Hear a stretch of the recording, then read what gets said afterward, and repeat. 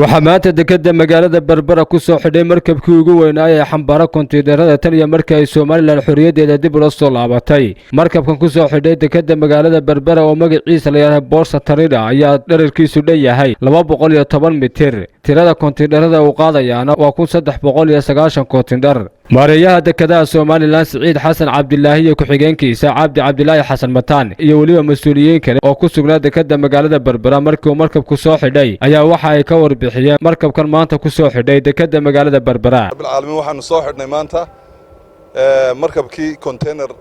konteenarada kii ugu dheeraa abid ee dekedda ku soo xidha ee dhererkiisuna uu yahay 210 mitir. tirada konteenarada uu Suudaan uu yahay 1393 1400 konteenar oo dhow sidii horeba loo sheegay konteenaradii u badnaa ee soo gaadha dekeddu inta jirtay waxa ahayd markabkii siday 700 710 meelaha laakiin maanta waa double waa yani awoodda ay dekeddu u yeelatay inay qaabili karto maraakiib waaweyn shaqaaluhuna u tababaran yihiin ayaa cadaynaysa maanta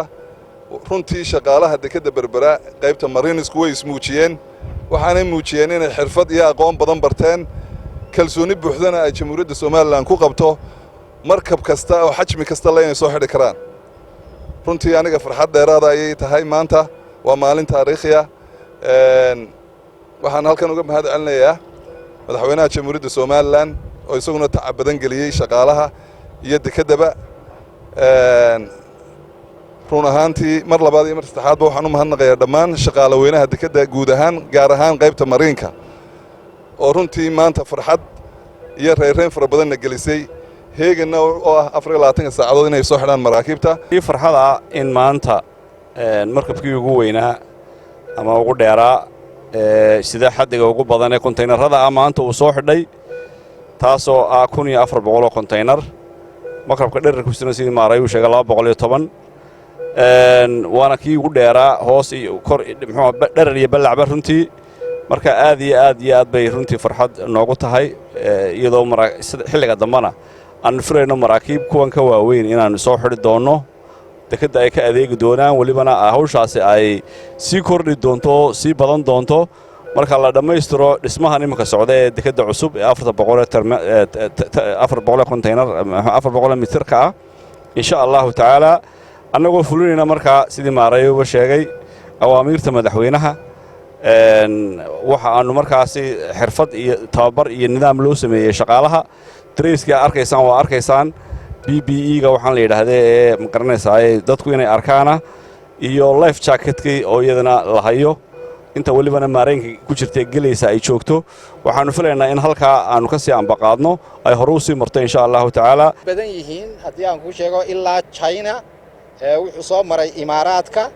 wuxuu soo maray Jidda wuxuu soo maray Salaala dhulkaas oo dhan buu isu soo maray konteenarada ugu badan ee loo iman jiray hal mar kabsido waxa ugu badnaa 750 konteenar oo hal mar yimi inta kale 600 550 480 waxsan maanta kan wuxuu sidaa 1400 oo dhow oo konteenar ma sha Allah horumarkuna waa socdaa dhinac walba halka wata inooga muuqato dekedii wata bilaabatay oo waa la dhisayaa waa la wadaa wata lagu jiro dhulkii la banaynayo ee la duminaya kaamamkii halka inooga muuqdaan dhawaan waxa noo socota noo imanaysa hadii aan la yiraahdo 2 bilood gudahood pilot boat weyn oo dalka Ireland lagu dhisayo iminka oo wax yar inooga hadheen insha Allah sanadka dambe taag labaad baanu rajaynaynaa cusub annagoo kaayagii horena noo joogo maslax salabaaside telefishinka Ariel magaalada